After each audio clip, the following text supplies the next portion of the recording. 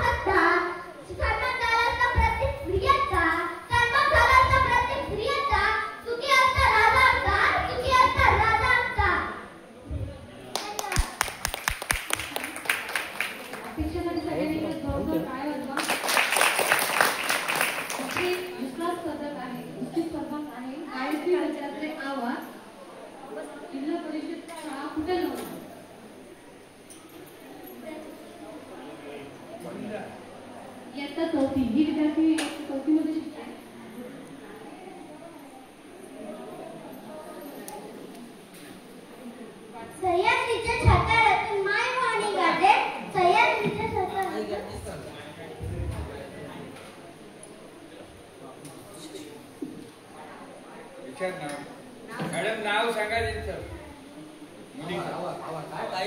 गायत्री दत्तात्रय आवाज, शाळा कुकल बंगला.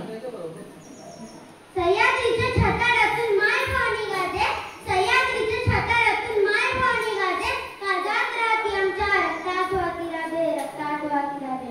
तुफान गरजतो आग ओकतो वाघ नाठी माझा, तुफान गरजतो आग ओकतो वाघ नाठी माझा, सन्मान रक्तो दान झोकतो तुफान मातीचा राजा, तुफान मातीचा राजा.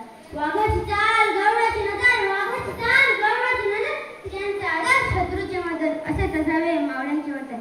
हीच शिवाजी महाराजांची शिकवण, हीच शिवाजी महाराजांची शिकवण.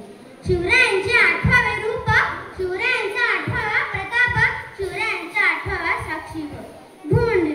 शिवराय तुम्ही पुन्हा जन्माला अशा घोषणा मास्टर सतत गाजत असतात, परंतु जर खरंच शिवराय पुन्हा जन्माला आले तर आजच्या देशाचं वास्तव पाहून किती वेदना होते त्यांच्या मनाला. आता विचार तरी केले का आपण? म्हणूनच आजच्या आयोजित वक्तृत्व निमित्ताने मी गायकवाड, मी इयत्ता 4थी शिकते. माझ्या शाळेचे नाव जिल्हा परिषद प्राथमिक शाळा कुतल बंगला आहे. मी तुमच्या समोर विषय सादर करत आहे.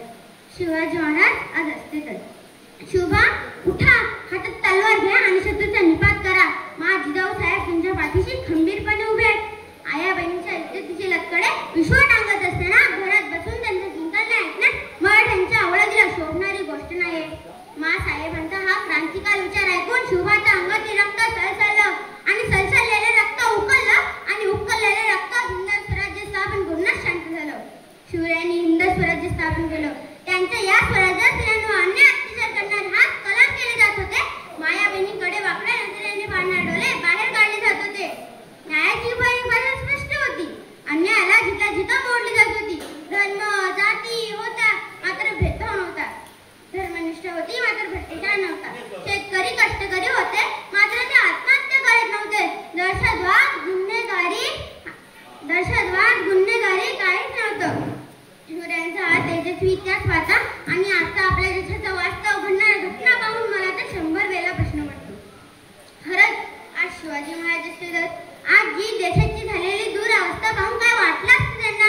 देशात माजलेला भ्रष्टाचार, मानवर काढलेले राजकारण आणि संपत चाललेले समाजकारण पाहून काय वाटलं असते त्यांना. आपल्या या देशात दिवसाढवळ्या स्त्रियांना होणारे अन्याय अत्याचार पाहून काय वाटलं असते त्यांना. देशाची राजधानी असलेल्या दिल्लीमध्ये साहेब निर्भया सामूहिक बलात्काराची वेळ ठरली. हिंगणघाट येथील अंकिताला एकतर्फी प्रेमातून भर रस्त्यावर जिवंत जाळण्यात आलं.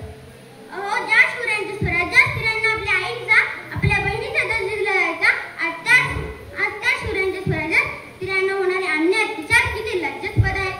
हे पाहण्यासाठी येतील का बाई शिवभजनाला? सांगा ना, येतील का? शिवरायांनी स्वतःचं आयुष्य खर्च करून जीवाचे रान करून हिंद स्वराज्य उभं केलं. त्या हिंद स्वराज्याची अभेद्य भिंत म्हणजे सह्याद्री. सह्याद्रीवर असलेले गड किल्ले, आज काय अवस्था झाली त्या गड किल्ल्यांची.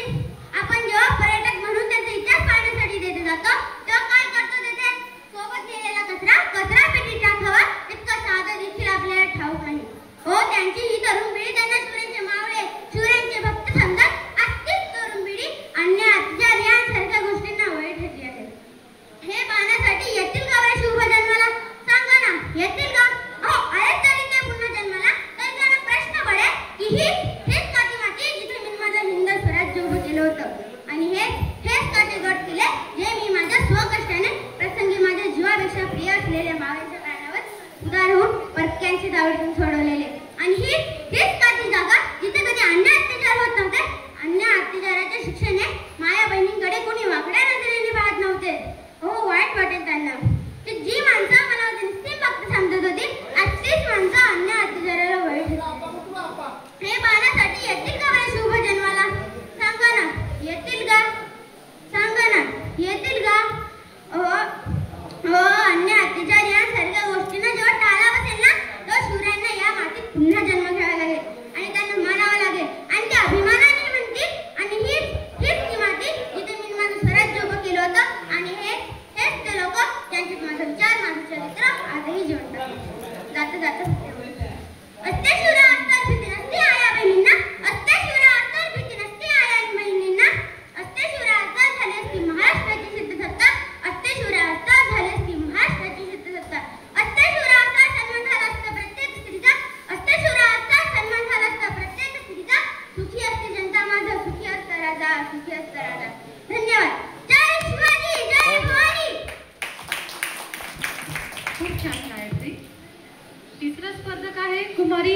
सेवक पवार, जिल्हा परिषद शाळा खुटण.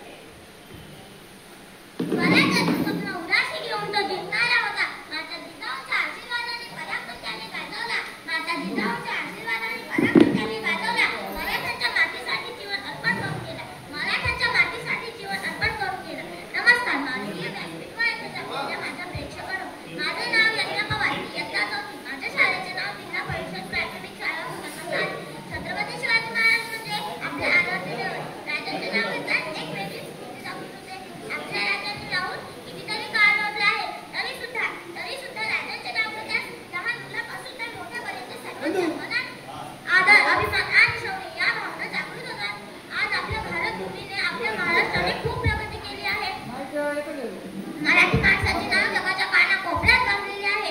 आजची स्त्री प्रगत झालेली आहे. सध्याची प्रगती पाहता माझा राजा जर असता तर त्याला खूप आनंद झाला असता.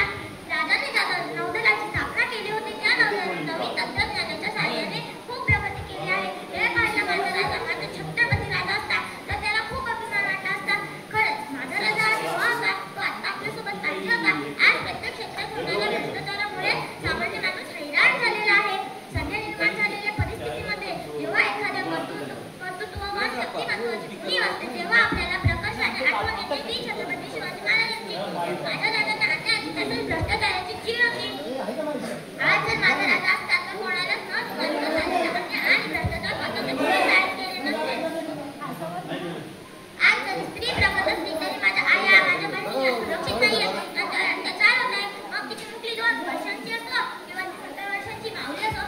आज जर सुनेच्या सुनेला आई म्हणणारा हिरापुरी मातेचा गौरव करणारा माझा राजा जर असता तर त्याने अन्याय करणाऱ्या नराधमांकडे लढ करण्याची हत्तीच्या पायदळी देण्याची उभे करण्याची शिक्षा देऊन आजच्या स्त्रीला सुरक्षित ठेवले असते. माझा राजा जर असता तर आज सर्वत्र शांतता आणि समृद्धी असते.